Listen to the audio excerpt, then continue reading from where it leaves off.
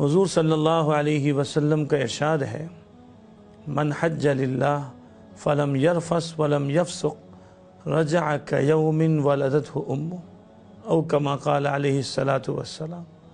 جس آدمی نے حج کیا اور حج میں اس نے نہ رفس کیا نہ فسوق کیا تو وہ ایسے لوٹے گا جیسے اس کی ماں نے اس کو آج جنا ہو۔ قرآن کریم میں بھی اللہ تعالیٰ نے ارشاد فرمایا ہے، فلا رفث ولا فسوق ولا جدال فی الحج، یہ تین چیزیں نہ ہوں۔ تو حج میں یہ تین کام منع ہے۔ رفث بھی منع ہے، یعنی ہر وہ بے حیائی کا عمل جس کے ذریعے حج کے مقاصد کی خلاف ورزی ہو، چاہے وہ میاں بیوی کے آپس کے تعلقات ہیں، چاہے اس سے متعلق گفتگو ہے، اشارے اور کنائے سے بھی منع ہے۔ اور بدنگاہی یہ تو بہت ہی خطرناک ہے۔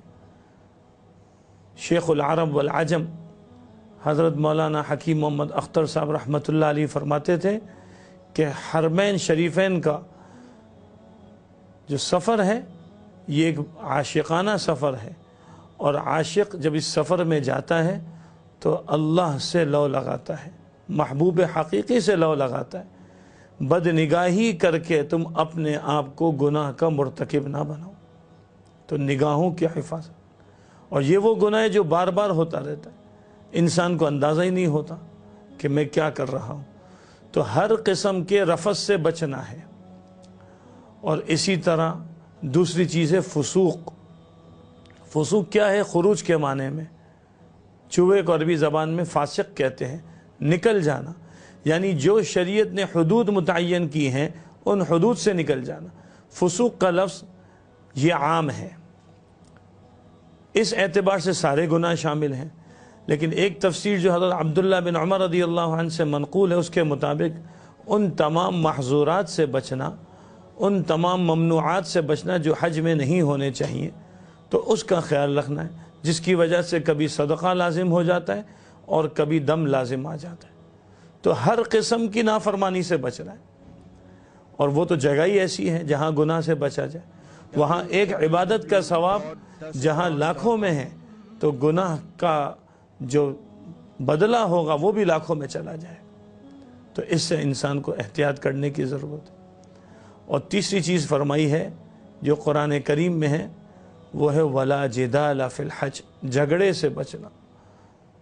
یہ بہت بڑا مسئلہ ہے، حاجی صاحبان کو یہ مسائل بہت پیش آتے ہیں، اور اس کی وجہ سے یہ حال ہوتا ہے کہ بعض مرتبہ پورا سفر یہی بحث لگی رہتی ہے کہ گروپ لیڈر نے ایسا نہیں کیا، کھانے میں یہ مسئلہ ہے، پینے میں یہ مسئلہ ہے، ہوٹل میں یہ مسئلہ ہے، اور جناب مینا کے خیموں میں چلے گئے تو وہاں پر الگ رونا ہے، عرفات کے میدان میں گئے تو وہاں الگ کھانے پینے کی فکر ہے، مزدلفہ میں آ رہے ہیں تو وہاں پر الگ فکر ہے۔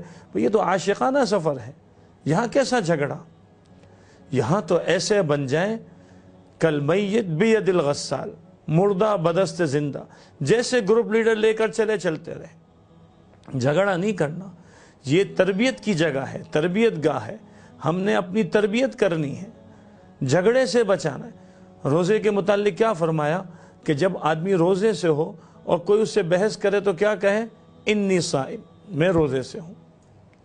تو اسی طرح جب آدمی حج میں ہو اور کوئی سامنے سے بحث کرے، جھگڑا کرے، تو آدمی یہ خیال لے کر آ جائے کہ نہیں، میں تو حج پر آیا ہوں، میں تو اللہ کے گھر میں آیا ہوں۔ حضرت مولانا سعید احمد خان صاحب رحمۃ اللہ علیہ فرماتے تھے کہ یہ جو حرمین شریفین کا سفر ہے اس کو سعادت سمجھو، یہاں جا کر اہل حرمین کی برائیاں نہ کرو، تمہاری ان برائیوں سے تمہاری نیکیاں ان کو مل جائیں گی، اور اگر تم نے اپنی زبان سے ان کی برائیوں کو نہ روکا تو خطرہ ہے کہ تم یہاں آنے سے محروم ہو جاؤ۔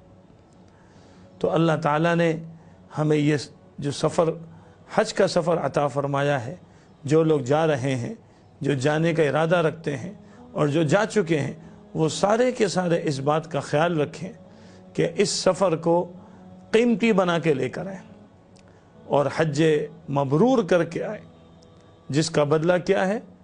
الحج المبرور لیس لہ جزاء الا الجنہ، صرف جنت اس کا اجر ملے گا۔ تو اللہ رب العزت نے ہمیں یہ سفر عطا فرمایا، یہ خوبصورت زندگی عطا فرمائی، اس کو ہم قیمتی بنائیں اور ان محظورات سے بچیں۔ جب لوٹیں گے تو پھر فضیلت کیا؟ رجع کیوم ولدتہ امہ، ایسے لوٹیں گے جیسے آج اس کی ماں نے اس کو جنا ہے۔ تو واقعتاً حاجی بن کر آئیں گے، پاجی بن کے نہیں آئیں گے۔ اللہ تعالی ہم سب کو عمل کی توفیق عطا فرمائے۔